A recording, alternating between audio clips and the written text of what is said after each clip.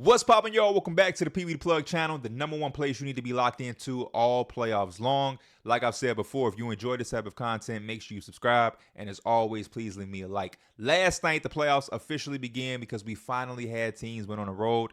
That's something I was very afraid of, that 2 games into each series in the entire NBA, we weren't going to have a road team win. But the first game I want to talk about is a team that unfortunately wasn't able to get a win on the road and are now going back home with their backs against the wall, and that's the Phoenix Suns. The Minnesota Timberwolves continue to show us that they are just a much better, well-rounded team than the Phoenix Suns. And that's where I'm going to start. Watching this game for me continue to put it in my brain that Phoenix is just not a complete basketball team. And this is something that I think a lot of us have known. I think after the offseason that they had, it looked like they had some pieces that could potentially do some things and make them a little bit of a complete team. But I think against a team like Minnesota, and I have to give a lot of credit to Minnesota, they're really exposing the fact that you don't have a team. You have a 3-headed trio that you bought into that a lot of people scratch their heads at, and they're now going to scratch their head even more after seeing, the way that this series is going. And then you have a bunch of other stuff that you kind of just threw at the wall and you hope it's stuck. Nurkic has been solid and cool, I guess, as a center to kind of get you by. The fact that you don't have a point guard, your bench is damn near non-existent. Grayson Allen, a guy who was kind of shot the ball well for you all year long. Last game, they kind of X'd him out. He wasn't able to get anything going. And then this game, unfortunately, he got hurt with a real bad ankle sprain that kind of leaves me to believe he probably won't return to the series unless Phoenix can flip the switch and go home and defend their home court advantage and tie it 2-2 and extend the series. If that happens, I think that kind of opens up the door for some type of return potentially. But based off the first 2 games, it's hard for me to believe or have confidence in Phoenix to do that. And I'm a little bit disappointed because I did pick Phoenix.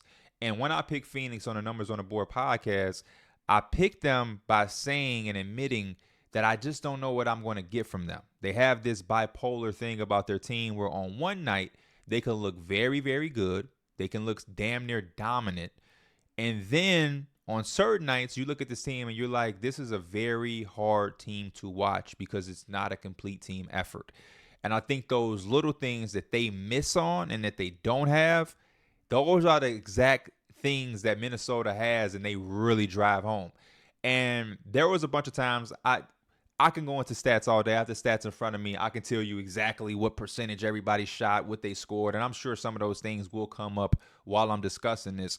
But just from a non-box score perspective of me watching this game, the one thing that Minnesota, kind of like my Knicks in the series against the 76ers, that they can really rely on, and I think the reason I feel like this series is going to be so hard for Phoenix to even extend, Minnesota has the heart. They have the effort. They have the fight. I don't even want to really overuse the word gritty, but they have like this persona that allows them to really go after it. And I think it's embedded in our team. And it isn't a personal trait or a character trait that every player on the team has, but there's enough of it from enough guys that it spills over into who they are and who they've become over the course of this season. I feel like Phoenix lacks that, not only like in a small department, like it's a glaring hole that they lack. They're top heavy with Bradley Beal, Devin Booker, and Kevin Durant. And then the surrounding pieces aren't those get it out the mud type of guys. And I said this on the Numbers on the Board podcast a few times, but they lack grit. They lack fight. They lack anybody who's willing to sacrifice and do the things that doesn't really show up on a box score. And I can't really blame anybody out of the big 3 because it's so hard to reprogram yourself after being a star, all-star, face of the franchise type player to then all of a sudden convert to doing dirty work things. It's hard to ask a player to do that in a snap of a finger. But you do expect that from guys who have their entire career have been role players, have had to do the little things, have had to do the small things. And to see a team like them with so much firepower, like a Kevin Durant and a Devin Booker, and even a Bradley Beal, it's very frustrating to see that they don't have anybody out there that's willing to do those things. And the guys that probably on this roster that are willing to do those things, there's so much of a negative offensively that you can barely play them then. I'm looking at Royce O'Neal. He played almost 20 minutes last night, and not only did he not score, he didn't have a single shot attempt. He didn't have a single shot attempt, and he's the closest guy that they have that's willing to do those dirty work things. But that was a possession last night when Minnesota was winning. I think at this point they may have been winning convincingly as well. I just can't remember the score off the top of my brain. But a ball was going out of bounds, and there was a 30. I don't even know how old Mike Conley is. Mike Conley, when I first discovered who Mike Conley was, coming out of high school, going to the Ohio State University to team up with Greg Oden and Daquan Cook and to go play for Thad Matta. I was a kid. I was like not even in high school. Like, that shows you how old Mike Conley is. Mike Conley has to be like 37, 38 years old. You know what I'm saying? He dove on the floor and recovered a ball that was going out of bounds. He literally put his entire body on the line to get a basketball saved, to get one extra possession for the Minnesota Timberwolves at a point in the game that I think he didn't really need to do that. But it just goes to show the mentality, the mindset, and the characteristics that this team possess. They have some type of fight in them. They have some type of dog. Another expression that I feel like is being overly used in basketball conversations, that dog in them. They got that dog. They have that in them. From Naz Reid to Kyle Anderson to Nickeil Alexander-Walker to Mike Conley. Rudy doesn't have it all the way in his characteristics, but Rudy has some dirty work in him because he's a center. So naturally he has to block shots, get rebounds, go get offensive rebounds for extra possessions and different things like that. But most importantly, I think the head honcho of that team that drives them is Anthony Edwards. And I think Anthony Edwards really has that dog to go out there and do whatever it takes to win. Anthony Edwards did not have his best scoring or shooting night at all, but he was still out there willing to get in the defensive stance. He's always willing to guard. He's willing to rebound. You know what I mean? He's going after it full strength. His confidence never wavers. And I think that trickles down to this team. And when I look at Phoenix, they don't really have that. As much of a talent Devin Booker is, as great as Kevin Durant has been his entire career, he's probably one of the best, if not the best scorer I've ever seen. Just from a pure natural scoring standpoint, he's literally a creative player. But those guys they're not guys that just drive it home as far as willing to do any and everything to win.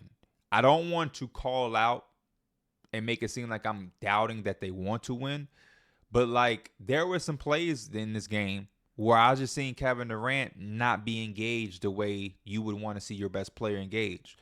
Where Kevin Durant is going to be deadly at is always the offensive end, but Kevin Durant is capable and at certain times in his career has been willing and able to do things on a defensive level of just being merely locked in. There was a certain assignment and of a play that he missed, and I wish I had it captured and can remember the specific moment, but somebody was rotating. It was a pick and roll, and Nurkic had to go up to rotate, not necessarily to rotate, but go up and show on the screen because Anthony Edwards is coming off of it. Devin Booker is on the strong side, but Devin Booker is telling Durant, you're going to have to be the one to get there to show for Nurkic because he has to go up. Rudy's going to slide, or Karl Anthony Towns is going to slide or dive off of that to roll into the paint. You have to be there to at least bump him for Nurkic to recover. And you could see Booker doing a wave motion or a point motion, like, you got to get there, you got to get there. Booker can't go because he's on the strong side. His man is in that corner right there. And Kevin Durant took way too long to get over. And sure enough, Anthony Edwards or Mike Conley, whoever was coming off of the screen, they dumped it down to Rudy or Cat. They had that dunk or that lay. And I could see Durant turning and going back down court on offense. And you see Devin Booker like clap his hands like, come on, you got to be engaged. Like, you're supposed to be there. And I think those are the type of plays that they can't afford to happen at all. But when it comes down to your best player doing it, it's just a different example. When your best player is not allowing those misreads to happen, when they're not allowing those miscues to occur, I think it just trickles down to the rest of the team. If Kevin Durant is where he needs to be defensively and he's taking accountability to be where he needs to be and he's not letting things like that slide, then shit, as a role player, I damn sure got to make sure I'm on my P's and Q's. If Devin Booker is where he needs to be and he's not fooling around and he's holding himself accountable and we're all on one accord and we're all, it would be a big statement for the Phoenix Suns if Kevin Durant dove for a loose ball like Mike Conley did. if Devin Booker put his body on the line and took a charge, or, any of these things, I think it would just mean a lot for this team because they really need it.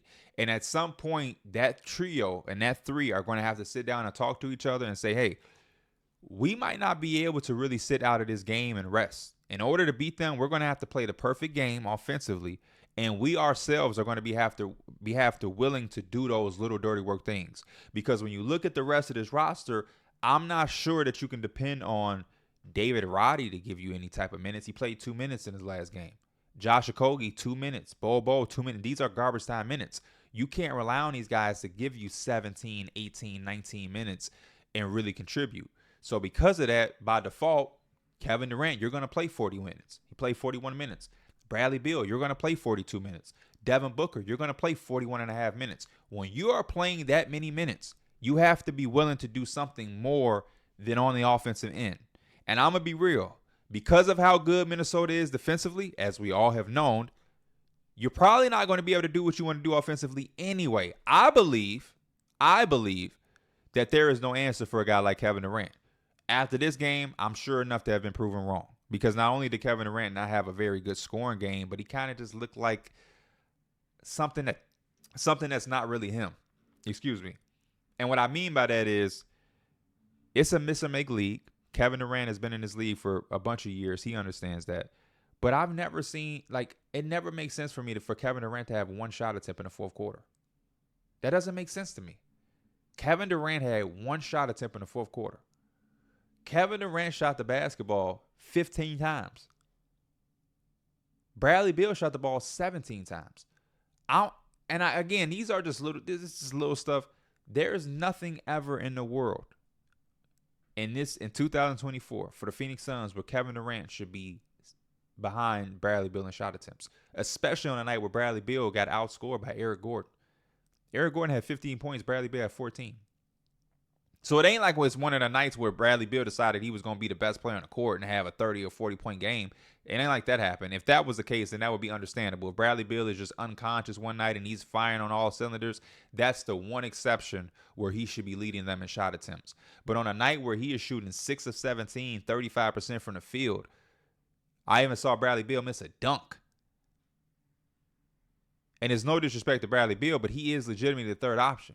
There's just a certain engagement that was missing for me, in my viewing experience, from Kevin Durant that just wasn't there. And I'm a big believer that if they want to win any game, forget winning the series, just winning a game against the Minnesota Timberwolves, Kevin Durant is going to have to be the head and shoulders best player in the entire series. That was the only reason I took Phoenix. I'm like, hey, they have the overall best player. As good as Minnesota's defense is, I don't think you're going to be able to have an answer for Kevin Durant because I just haven't been able to see it. He'll have a game like this we can struggle. It's a long series. But Kevin Durant ain't going to average 18 points on 6 of 15 shooting for an entire series. I don't care who you have on the other side. Kevin Durant is going to have some performances where he figured things out. It's very, very, very rare to see Kevin Durant perform this way. But what was even more rare is the second half that he had, shooting 7 shot attempts. And then to have a fourth quarter where he only shot 1 shot. And it ain't like he played a handful of minutes. He played majority of the fourth quarter. He played 9 minutes of the fourth quarter. Just wasn't feeling that. And then the defensive lapse that I seen, and that was just one of them that I vividly remember, there was something that was just missing for me. I also think Devin Booker, he did 20 points, 6 turnovers, 6 fouls, fouling out. I love the aggression and the fact that he don't bow down for no challenge. And he's cut from that cloth that has that mentality of just keep battling and battling and battling. But at some point in this series, he's going to have to perform. Just battling ain't enough. This Suns team has to be able to compete with the Minnesota Timberwolves. They have to. This cannot be a series that's swept. This can't be a series where they lose in 5 because the Minnesota Timberwolves win the first 3 games, and then that last game at home, game 4, y'all decide to just make every single shot. You have some uncharacteristic game in a series where y'all are on fire and they just can't stop y'all from missing, and y'all win that one and then go back to Minnesota to lose in 5. That don't cut it either. That don't cut it. One thing is for sure, James Jones, no matter what happens for the rest of the series, he's going to have his work cut out for him. If they miraculously find a way to tie the series up and pull the series out, then hey, congrats. Kevin Durant must have really put on a show. That means he averaged 50 points the rest of the series, and the next 5 games he's just going to go crazy. Then hey, you did your thing. But no matter what, this team needs mass improvements, and they're going to have their work cut out for them in the front office.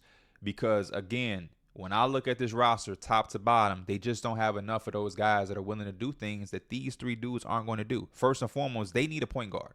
As good of a playmaker as Devin Booker is, they need a point guard.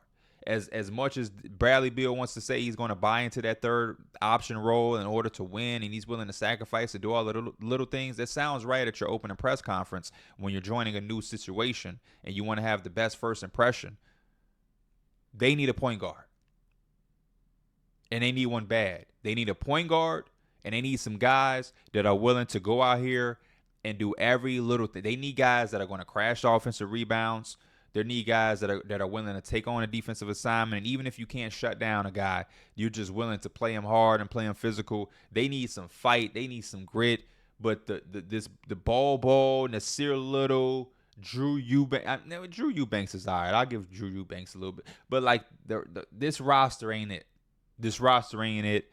And it ain't what we thought they were getting into. They signed Grayson Allen to the extension. He shot the ball really well. Unfortunately, he got hurt.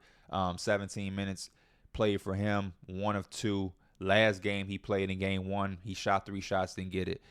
Didn't make a single shot. I got to tip my hat off to Minnesota. Minnesota with this game is why I'm worried for Phoenix as far as if they can even get a win. Because this is a night where theoretically Phoenix is supposed to walk out with a 1-1.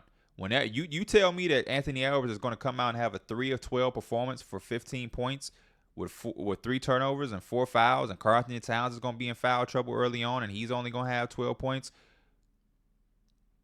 I'm like, hey, sounds like Phoenix got themselves a win. But nah, what they allow is they allow Jaden McDaniels to have an incredible second half, and I'm going to take my credit. I've been telling people for a very long time on the Numbers on the Board podcast, on his YouTube channel, and on Twitter that Jaden McDaniels, and the greatest thing the Minnesota Timberwolves ever did after drafting him, was developing him as a defensive-minded wing. Because his entire life, and since I've known who he is as a basketball player, he has been a natural scorer. He can score the basketball. In high school, Washington University, he has shown he can score the basketball. But they made him earn his minutes by being a defensive-minded wing. And he's bought in all the way towards that now people aren't familiar with the offense. And now I need him to put it all together, and he could be one of the best two-way wings in the game because he has the natural offensive ability. It's just that the NBA is a different monster, and you got to get it in how you fit in because you have a Karl Anthony Towns, an Anthony Edwards, and you're a defensive-minded guy. You got to play off of them. Some nights you might have 17 shot attempts. Game 3, he may only take 8 shots. You know what I mean? You got to kind of figure it out. It's a lot to figure out, but he does have the ability to play like this on a night-in, night basis. Is he going to be a 25-point scorer in this league? No. But I think he could be averaging more than 10 points. I think Jaden McDaniels could be an all-defensive guy who can also give you 15 to 17 points on a nightly basis. I do believe he has that in his game. I've been saying it for a very long time. That scoring season and that scoring surge is going to come at some point. There's been talks about this team and all of the money that's added into this team, and at some point they may have to pivot. People have said the odd man out could potentially be Karl Anthony Towns because they're 2-0 in the middle of a playoff series. I don't really want to do that to Minnesota fans and re-engage those conversations. It's not necessary right now. But I do want to say if that time ever does come, that may be when he takes that next step. But I love to see Jaden McDaniels have a performance like this defensively and offensively. And I am going to go back to my original point. This is also a game that you should be winning if you're Phoenix. If you're Phoenix and Jaden McDaniels is going to be their leading scorer, that should be a blessing for you. That should be a blessing. But it comes out, this is even a worse loss than the first game. And again, they hold y'all to less than 100 points. They're not only scoring over 100, they beating y'all convincingly. Rudy Gobert is outscoring guy. Like he had 18 points. Rudy Gobert and Kevin Durant should never have the same amount of points. And they should never have the same amount of points. Never. Their bench ain't even had a performance that they had. They outscored you last time, 41-4. This time, Nas Reed ain't had a real same type of game. Nickeil Alexander made some shots, but he didn't have the same pizzazz. Kyle Anderson obviously hurt his hip and he didn't play. But Mike Conley, he was night and day. That was the biggest telltale for me. He was night and day. He was making shots. He was making plays. He was doing everything that he wasn't doing in the first game. And if he's going to play like this and they're going to continue to have team efforts where they can beat you on the back of Ant-Man turning into a hero in game one, and then they can come out when he has not his greatest game, but then they can do it as a team. I don't know how you win this game. I don't know how you win this. I don't know how you win a game in this series. I just don't. Because you're not good enough to have a team effort, Phoenix. You're not. It don't seem like y'all good enough defensively to slow them down. That was supposed to be Minnesota's weak spot, was not being able to put up enough points. They're putting up 100 plus on y'all every single game and holding y'all under 100. So I really don't know where y'all going to lay y'all hat on if you are Phoenix. I really don't. Kevin Durant, 6 of 15, not going to cut it. 6 of 17 for Bradley Beal, not going to cut it. 6 of 13 for Devin Booker, not going to cut it. Don't shoot enough threes. Don't really attack the paint as much, so you're not getting to the free throw line. They shot 30 free throws compared to your 19. That discrepancy is understandable because all the Suns want to do is shoot jump shots. Not enough playing off of each other. A lot of isolation, which we've known. But I mean, at some point, they're going to have to play as a team, and they're going to have to figure out a way to compete with Minnesota. But I have to tip my cap off. I'm looking forward to Minnesota in the next round. Like, the way that they played in these two games, and again, there is a lot of basketball left, but man, they will be an intriguing and interesting matchup for the Denver Nuggets. With the front court that they have against their front court in Denver, Jokic and Aaron Gordon, with Anthony Edwards and Mike Conley in the backcourt. You got Jaden McDaniels versus Michael Porter Jr., Anthony Edwards against Jamal Murray. Like, this team, that matchup could be like a early Western Conference Finals type matchup because Minnesota is really a well-rounded team. And I loved them all year. I gave them a lot of credit. I'm kind of upset with myself that I even doubted them. And something just made me want to ride with Phoenix. Phoenix has been a tough matchup for them in the regular season. But you know how I should know better than to even think about it. That's overthinking. That's overanalyzing. And I'm saying that not because they're up 2-0, but just how they won. Even if Phoenix won the first game, hypothetically, for them to lose this game this way, it just moves you. Like, I'm big on that. Every team is gonna lose games. These are 7-game series, but for me, it's always how you lose. It's always how you lose, and when you lose this way, it's just nasty. It's just like their best player didn't really come to play. You let somebody else dominate you. Like, Jaden McDaniels didn't really have a good game. He had a great game. He went like 6 or 7 in the second half. He had a phenomenal. And Kevin Durant took one shot. Like, it just real like weak to me. Just real weak. And I that's the best way I can describe the Suns. They're kind of a weak, fragile team. And if they're not really doing well, they're not gonna fight back from it.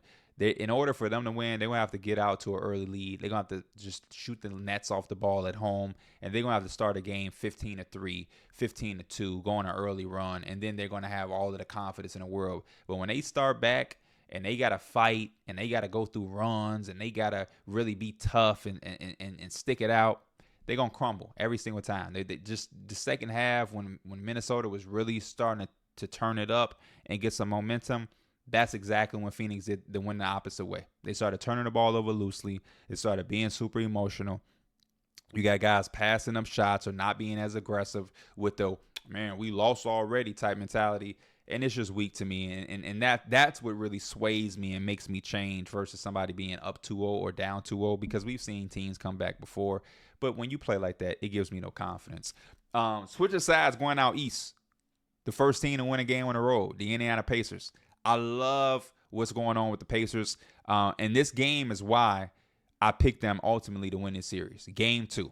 Same type of process with the last game I discussed with the Suns and the Timberwolves. Same thing with the Pacers and the Bucks. Just from a viewing perspective. Because I got the numbers in front of me. We can go over numbers all day. That's the easy thing to do is to play the box score game. But just from a watching standpoint, I was watching this game and Damian Lillard was having one of those halves like he did in the first game, obviously. And he was doing his thing. And I'm watching and I'm thinking to myself, at some point, why doesn't Rick Carlisle and the Pacers just like blitz this? and literally say make somebody beat us. And I will say, when I hear the term make somebody else beat us, or even when I say it, I am understanding, y'all, that thought process is a lot more easier said than done. Let him beat you. That's so easy to say. You know what I mean? Even Philadelphia 76ers fan, hey, let Josh Hart beat you. You know, it's such an easier thing to say than to really do. Right? So I'm gonna just say that. I'm gonna just throw out that grain of salt. But I'm watching and I'm saying that, like, yeah, let somebody else beat you. At least just get somebody else to touch the basketball. It doesn't feel like anybody else outside of Dame can really do anything, and you don't want him to really get hot. We know how dangerous he can get. He can win you a game by himself. Make Bobby Portis make some more shots. Make Pat Connaughton step up. You know what I mean? Make Malik Beasley have to do something. Make Pat Bev win a game, because whenever Pat Bev is putting the ball on the floor in the last seconds, he looks lost and is throwing up some shit that's missing whenever I'm watching. And they didn't. So I'm like, okay, it's interesting. And then the second half comes around, and then they start to do little things like that where they blitz him or they double him and everything like that. And I'm like, is that the purpose? And I don't know this to be a fact. I didn't even do a deep dive. I'm doing this with very little rewatching of this game. You know what I mean? Because usually after I watch these games in real time, the night goes on, because they're all of these games are back to back to back. So it's hard to really process everything and really go and search for answers, and you have to rebrush up on things. So normally what I would do is, before I record a video like this, I will go and dive into those things that I want to know, because I have a way of being able to look at everything I want to look at and being able to see the plays, right? Because NBA.com just does a very phenomenal job of breaking everything down. If I want to watch, how did Devin Booker get those 6 turnovers? I can go watch every single turnover, and I can refresh it in my brain, or I can put things together that I wasn't seeing in real time and say, oh, that's why I didn't realize they were doing X, Y, and Z. Or how were the Pacers generating these threes this game versus the last game when they didn't shoot so well? How was the 3-point discrepancy so wild? They damn near went 20% from 3 in game 1, and now they're shooting 40% from 3 in game 2. Why was it so night and day, right? I usually do those things. But I was wondering if the thought process with Rick Carlisle is, hey, game 1 was really an exception for us. It was an anomaly for us, based how we've been all year long. And the anomaly is them holding us under 100 points. What we do is we score the basketball. We're a high-powered offense. We've been all year long. So there's no reason to think that that's going to stop. We just had a fluke game 1 on the road, and shots didn't fall. That's the name of the game. That's how it goes. It's always how it goes. But game 2 is what we're going to do. From an offensive standpoint, that's the usual for us. We're going to create 3-point shots. We're going to have possessions where everybody touches the basketball. We're going to go inside. We're going to go out. Tyrese Halliburton is going to make all the right reads. And now we have Pascal Siakam, who, until Giannis come back, that's what Bucks fans are saying, he's going to have his way. Got to say that, because Bucks fans are extremely sensitive, and it's annoying as fuck. Don't know where it came from, but if you say anything about Pascal having success, they're going to just cry and whine. I'm just being real. But we're going to live with that and what we do offensively. And then in the second half, we're going to try to throw some different things at Dame. And the reason I'm buying into that thought process, and I don't know if it's not confirmed. I haven't talked to Rick Carlisle. I haven't even seen any Pacers fans say it, or I haven't even looked to see what they said or even dove in really. But just from when I'm watching the first 2 games, right, there is a trend in these 2 games. Damian Lillard is explosive in the first half, kind of non-existent in the second half. What I think the genius could be with what I've seen in these 2 games is if Rick Carlisle thinks about the Pacers and says, as long as we are who we are offensively, this is what we can do. We'll let Dame do what he do in the first half. We're not going to be blitzing like that. We're not going to be doubling. We're going to force Dame to have to play like how he's playing and keep it up and make these miraculous shots and be a hero, right? And naturally what he's going to do is he's going to burn out, gas out in the second half. That's a part of it, right? Can't give all the credit to the Pacers, but Dame is probably burning himself out a little bit. It's natural, number 1. And number 2 is, if we don't, by us not blitzing, doubling, and doing all of this stuff in the first half, it doesn't allow these other guys to have a rhythm. So now when we start blitzing, now when we start doubling and getting the ball out of his hands, these other guys ain't really had that rhythm all game. They don't know how to make that adjustment. When you do shit like that in the first half, and they can really exploit this only because Giannis is out. If Giannis is healthy, you can't really play the game like this, and you really are going to have to scheme a little bit more harder. I'm making it sound real simple, but it just seems like from a certain perspective, they're willing to let Dame do what he does in the first half and just play that straight up. And then in the second half, we are going to then try up different things and then force guys like Pat Connaughton and Bobby Portis and all of these other guys to be a little bit more aggressive in the second half when they didn't really have a rhythm. They didn't really have a rhythm because Damian Lillard did all of the load carrying in the first half. And so now he has all of the rhythm, but we're going to disrupt his rhythm. And now by the time they're trying to figure out their rhythm or get going or get used to these shots now, they don't have much time. But when you do all of that in the first half, you get to go into halftime. You get to have the coaching staff draw up okay, this is what they're doing. Be weary, they're sending the help from here. The double is coming from there. They're only blitzing when you're going to your right, or they're sending him to blitz and then they're dropping mounts. All of these different things they can pick apart in halftime, and then you come out and they're already prepared. But if you don't do that in the first half, and then you start to do it in the second half, there is no halftime to go over these things. You have timeouts and you have different discussions where you can do it real quickly. But it's very different going over something in timeout versus something in the half.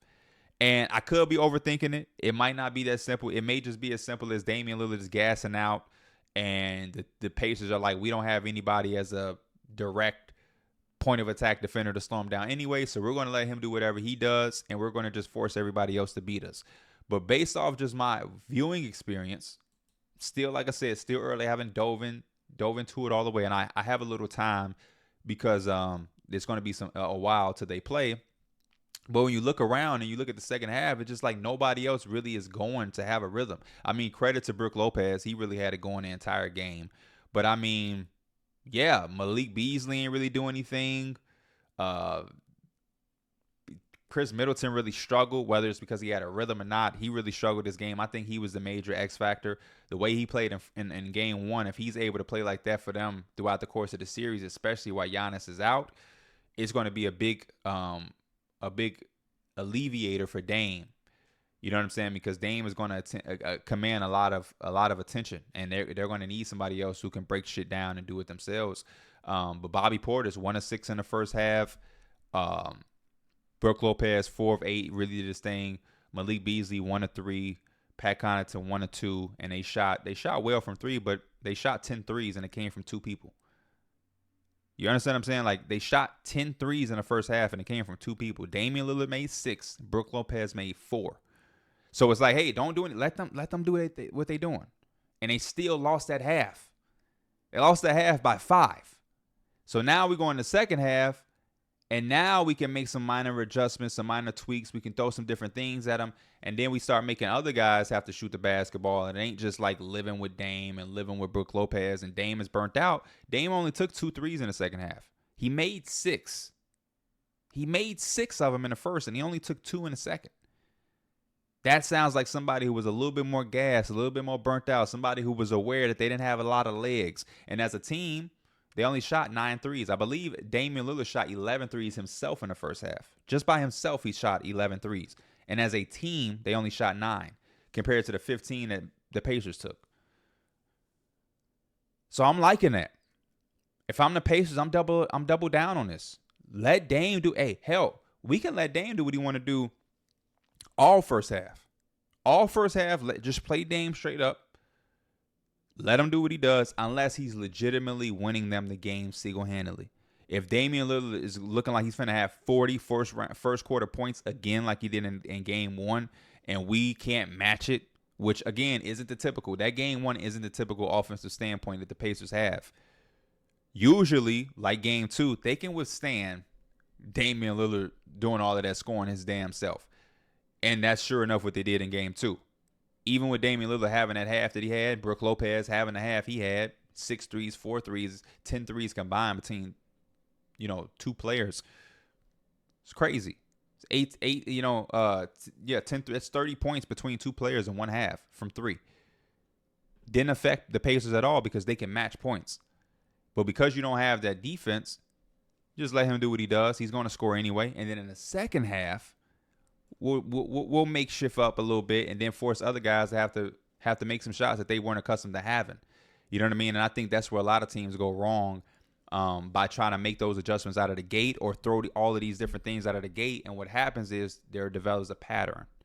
There develops a system and some familiarity. So now I can program myself as a basketball player to be prepared. Okay, they're leaving and doubling him off the corner. So now I'm a corner three-point shooter. I'm prepared. I know a lot of my threes in this game is going to come from the left corner. It's going to come from the right corner. Or when they do a pick and roll, they're blitzing. So I'm going to have that mid-range shot. If I'm Bobby Portis, I'm programming myself. I need to be a little bit more aware to prepare to hit a lot of mid-range shots this game. Or they're leaving the pop open. He's driving so well that I got that pop. So let me be prepared to get my shit at the top of the key, and we can go through over that. When you don't have that rhythm or that program, you don't know where the shit finna come from. You don't know how they gonna attack it, how they gonna stop it. Now in the second half, they throwing different shit at you. Like, oh shit, I wasn't prepared to get it here. I wasn't prepared to get it there, and it could just disrupt your rhythm. And in the playoffs, and in basketball, that's all you have to do. Disrupting somebody's rhythm is almost better than quote unquote stopping them, because you're not stopping any of these elite players. All you can do is disrupt their rhythm, and hope that by having their rhythm disrupted, they don't have that same flow, that same pattern, that same heatness to their game. You know what I'm saying? So especially perimeter players. I mean, Giannis is a different story. I don't know how you quote unquote disrupt his rhythm. He's just trying to get to the paint downhill and dunk on you and finish at the rim. But somebody like Damian Lillard, who's going to shoot 13 threes out of his 21 shots, something that I wasn't also a fan of. The fact that he took majority of his shots from three versus in the game one, I felt like there was a healthy balance and a healthy diet where he was attacking and getting to the rim and not settling. I think settling is one of the most dangerous things you can do, because again, the name of the game is to generate as many easy buckets as you can. And even if you have a team that can make a lot of different threes, you still want to cement yourself as getting to that paint. I think that's what the Pacers did a really good job of. They shot 40% from three in this game, but they also scored a bunch of points in the paint. They won the points in the paint matchup by far, largely. They scored 52 points in the paint compared to Milwaukee's 36. So whenever you can outscore your opponent like that with points in the paint, and then you outshoot them from three the way that they did, especially in that second half, it's night and day. So I'm loving this. And again, same thing I said about Kevin Durant. There's a play in this game where Damian Lillard is really just like hands on his knees on defense, and Pascal Siakam, his responsibility in that play at the time, just cuts right back door, and Dame is just looking on ball and not paying attention. Those are the type of things that you cannot do when you're one of the best players on the team. Even if you're not necessarily a defensive wizard or a defensive stopper, you at least have to be engaged enough to be locked in and to be aware of what's going on around you. And Pascal Siakam, I cannot talk about the Pacers without bringing him up. Phenomenal. But more importantly, I love that they had a team effort. Again, they allowed Tyrese Halliburton to play the game he wants to play how he wants to play. Tyrese Halliburton isn't necessarily a guy that's like Damian Lillard. He's not trying to have a bunch of isolations. He's not trying to, win by scoring 30 or win by scoring 40 or anything like that. He's not trying to have a scoring outburst. He's looking to get guys involved and create as many easy shots as he can for his teammates. And he did that. He shot 4 of 10, 40% from three at 3 of 7. He got to get to the free throw line, I think, a little bit more, be willing to attack a little bit more downhill. But he only had 12 points, but he had 12 assists, and that's exactly what he wants to do. And I just think there was guys who made plays in the right time. Ben Shepherd on the box score, he only had 8 points. But the 2 threes that he hit, I remember seeing him and being like, "Ooh, shit, that was a big 3." Obi Toppin went 1 of 5 and shot 4 of 11. But there was a big and one play where everybody on that play touched the basketball. Aaron Nesmith set him up. He got the and one. That was a big one. TJ McConnell, his energy, his grittiness, his toughness, the way he hounds Damian Lillard all game long when he's on the floor, it's affection. People pick up on that. It's a vibe. Andrew Nembhard had a really good game. Miles Turner and the threes that he made, and some of the blocks he had, and just his overall performance. Aaron Nesmith with the energy he possesses. This was a complete team effort. And like I said about Minnesota, without Giannis, that's how I feel about the Indiana Pacers. From a team aspect, all of them are bought in and all of them have clear-cut roles, versus in Milwaukee, you really don't know what you're going to get. Some nights it's like Malik Beasley, go ahead and you do what you do, but they don't have enough well-roundedness as a team. You know what I mean? And like I said, on paper, obviously with a healthy Giannis, I'm taking the Bucks all day, but because Giannis isn't ready, because this is an injury that should have him out for some weeks, it's hard for me to really imagine that Giannis is going to come in and play. And if he does, he's really going to be on one leg. You know what I mean? Just keeping it a buck. Like, no pun intended. I don't really know if they can really survive without him. And at the same time, I don't know if it's worth it to really throw him in the fire, especially if you're going to throw him in at game 4. Y'all down 2-1 on the road, and all of a sudden he's supposed to come in and save the day on one leg. I just don't know if that's the best route to go. But from an overall team aspect, without Giannis, Dame gives you a lot offensively, but everything he gives you offensively, he kind of gives up defensively. He really does. And if he's having these second halves where he's going non-existent, it's going to make sense why he's not really the biggest plus in this series. He's a major minus. He's a major minus. He had the second worst plus minus in the game yesterday on a Bucks. Him and Patrick Beverley. And he had 34, and he was still a negative 27. When you score 34 points and you're still a negative 24, that's alarming. And I know plus minus does not mean everything. It's not. It's not. It's very flawed. But just even watching, like I said, I seen Dame make a lot of different plays in that first half, made some tough shots. He had a really nice corner shot that I was like, damn, I don't even know how that went in. But in the second half, we're not getting those same plays. And in both halves, you're not doing what you're supposed to do defensively. And he's burning out, and the lack of aggression. It's a lot that goes into it. But I just think that the Milwaukee Bucks needed that win. As much as they needed that first win, they needed that second one, because now you give this team some confidence. You got Bobby Portis going to the podium saying they're front runners because they talk when they're winning. And a part of that, I understand. That's the same way I feel. Like, a person, if you bout that shit and you confident, you talk whether you up or you talk whether you down. But I'm never going to say that I'm surprised that somebody is talking shit when they winning though either, Bobby.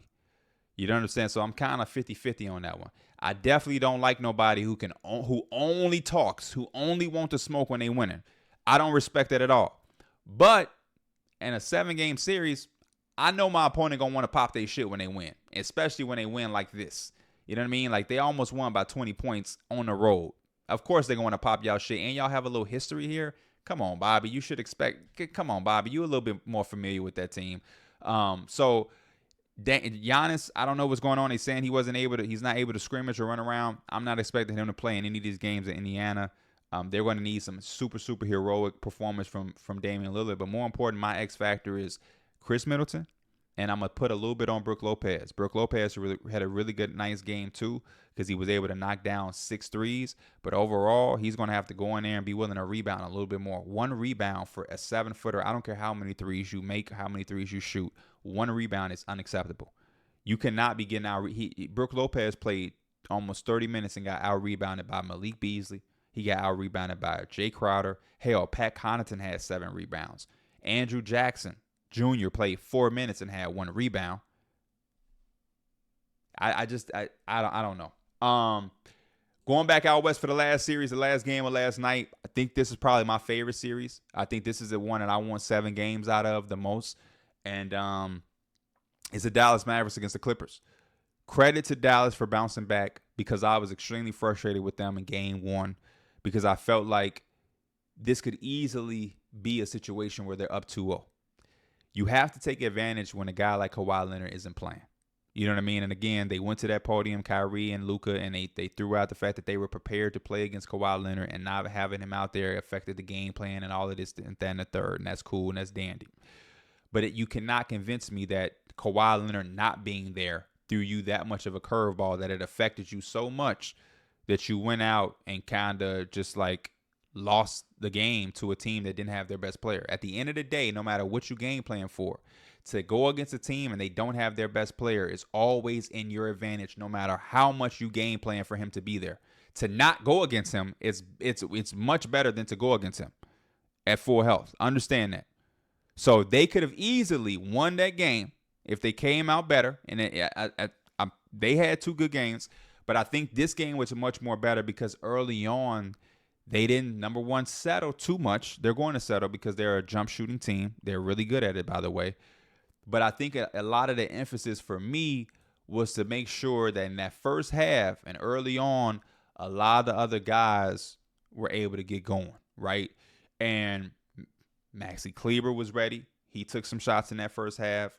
Obviously, Kyrie Irving and Luka Doncic gonna do a lot of the heavy carrying, but Derek Jones got some shots generated from him. Derek Lively. The biggest surprise for me is the fact that PJ Washington, and you have to credit him, he only took 1 shot in the first half, but he was able to come back and have a strong second half where he scored 15 on 5 of 9 shooting and made 3 threes. 2 of them being extremely big in the fourth quarter, I believe, on both wings or both corners. But hat off to him, but I think this is the game plan for them. I think early on in these games, Dallas has to put an emphasis on making sure these other guys around them are extremely comfortable and ready and prepared to always be ready to catch and shoot, be a scoring threat, be aggressive, command the attention from the Clippers, because you know how much attention Kyrie and Luka are going to create. Every time they touch the basketball, they're going to have 5 to 4 eyes on them at all times. So because of that, it's incredible. It's incredibly important for PJ Washington to have a rhythm. It's important for Maxi Kleber to not be getting his first shot in the second half.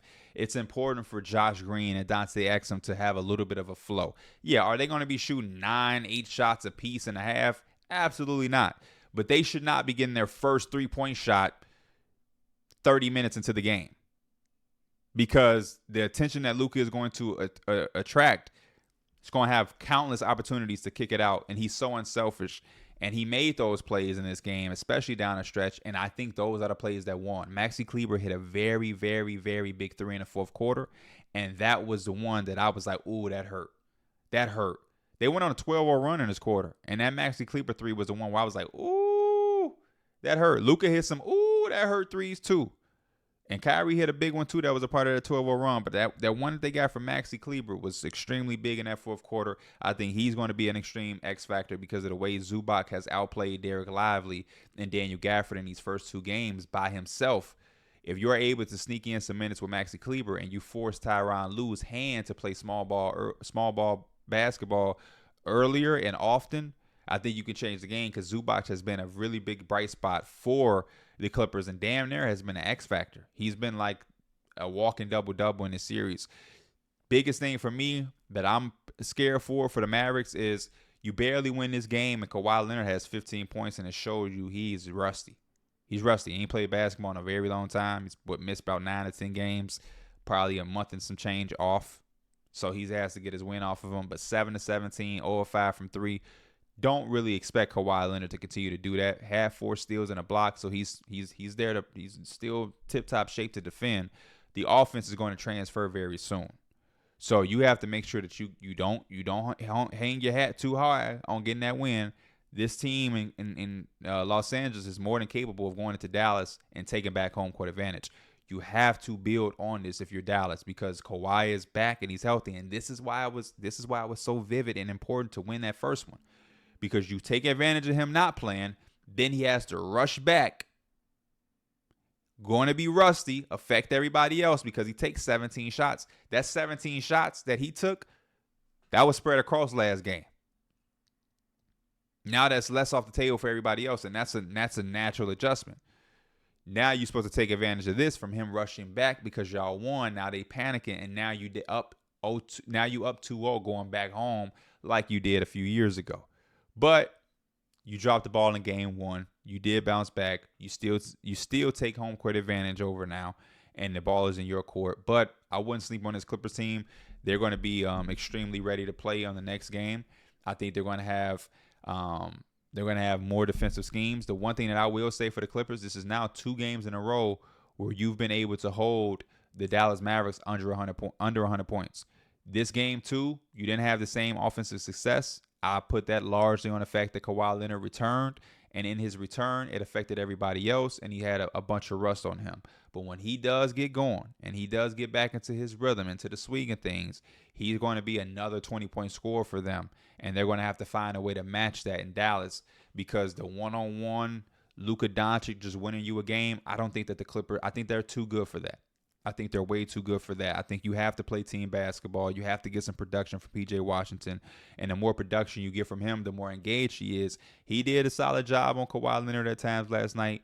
I'm giving the game ball to Luka Doncic just because I have not seen him play defense at that level. I don't think ever. I've seen bits and pieces of Luka being locked in and defending, don't get me wrong, but at that level, he was guarding Kawhi Leonard in isolation. He had a block on Mason Plumlee. I want to say he ripped somebody up. I can't remember. Luka was in that stance, in that chair. He was moving. He was being physical. He was defending. And again, when your best player is willing to sit in that chair, your best player is willing to defend, your best player is willing to do those little things that it takes to win, it's going to trickle down to the rest of the team. Because if the best players is if your best player is taking a charge, no other player on the team has an excuse to not take a charge, type thing. So shout out to Luka, very impressed with that. And we talk about a lot of guys playing playoff basketball and being able to get put on that stage for the casual fan to be familiar with their game. I think the same goes for players that are already acknowledged as one of the elites and have a name outside of playing on this stage, like a Luka. A lot of people look at Luka in a certain light. So him being on his stage and defending how he defended yesterday, where I don't think anybody scored on him yesterday. I think it was like 0-12 and field goals guarded by Luka with Harden, Paul George, or Kawhi or something like that, some weird stat. That I think that opens up a new light on him. A new part of him can be looked at, because when people have certain narratives on players, they just stick to him. Oh, he's a choker. He's a choker. You choke one time and it's something everybody saw. They're going to say you're a choker your entire career. They're just going to try to run with that. He don't defend. You cannot defend the first 3 or 4 years in your career. Then all of a sudden in year 5, you can start defending. And they're still going to go with the narrative. He can't defend. Rudy Gobert, he can't defend in space. You know what I mean? All of these just narrative-driven things. So when you are on this stage in the playoffs and the entire world, the entire basketball world is watching to see Luka defend like that, I love that for those players to be able to change narratives around their name to say, hey, no. You got me bent with the old Luka. This Luka defends. And we talk so much about undiscovered players or new players being able to be put on that stage to make a name for themselves. But I'm thinking about the players that already have a name who can kind of change some of the discourse that we associate with their name. Joker went through it when we said he didn't have defense for years. Luka went through it, his defense. These are now guys that will be able to change a little bit of the stigma around them defensively. So that was real nice to see. Ultimately, this is going to be a tough series. I really, really think that the Mavericks have to go out and win Game 3, and I think they have to be prepared for Kawhi Leonard to come in and activate robot mode. Because when he gets going, they know too well familiar. When he gets going, there's just not an answer that they have on him. They're not going to be able to get away with Luka guarding him in isolations. They're not going to be able to get away with PJ Washington taking that assignment. And I think the best thing that the Mavericks can do is continue to try to figure out if Maxey can play those legit monumental minutes at the 5. And if you do that, you're going to force Tyronn Lue to play small ball, and that takes out one of your X factors in Zubac. But the X factor in Zubac could be negated if Kawhi Leonard comes back to Kawhi Leonard mode, because now you have Harden, Paul, Kawhi. You don't really have to worry about or rely on that double-double or the offensive production that Zubac has given you. So it's going to be a chess match the rest of the way. Like I said, I do love the way that they're defending out there for the Clippers.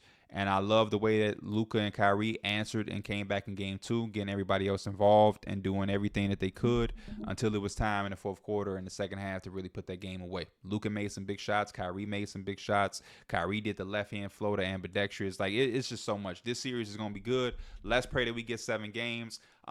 We should be back tomorrow because we have more playoff games tonight. We have 2 games. We have the Celtics, and then we have the Celtics against the Heat, and then we have the Pelicans against the Thunder. And if the Pelicans and the Thunder, Game 2, can live up to what we got in Game 1, I'm going to be a very happy camper, and I'm going to be excited to do the video tomorrow. But if we get 2 games that isn't competitive and that is over early, we can tell that this game is over by halftime, that may be a very short video, and we may just go through the motions on that one. But no, I appreciate y'all. As always, I am Pee Wee the Plug. This is a Pee Wee the Plug channel. This is the place, I will say again, you want to be locked into all playoff long.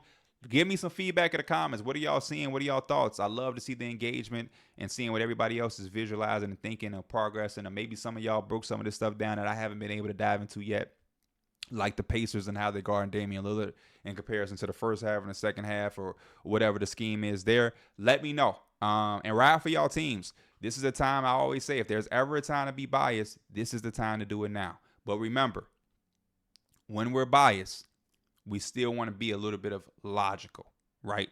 We want to be logical and we don't want to be sensitive.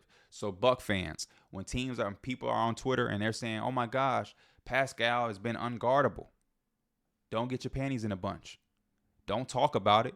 Wait for Giannis to come back. And when Giannis shut that down like y'all saying he will, then you go and you respond and you pull those tweets up and say, oh, he was doing that shit because Giannis wasn't there. But getting sensitive and whiny and bitchy, that don't do anything. That just makes you look a certain way. And we don't need that. It's just basketball at the end of the day. This is something that should bring us together, not divide us. Ride for your team, but be logical while you do it. Have some self-respect, and don't be out here bitching. I love y'all. I'll see y'all tomorrow. I'm out. Peace.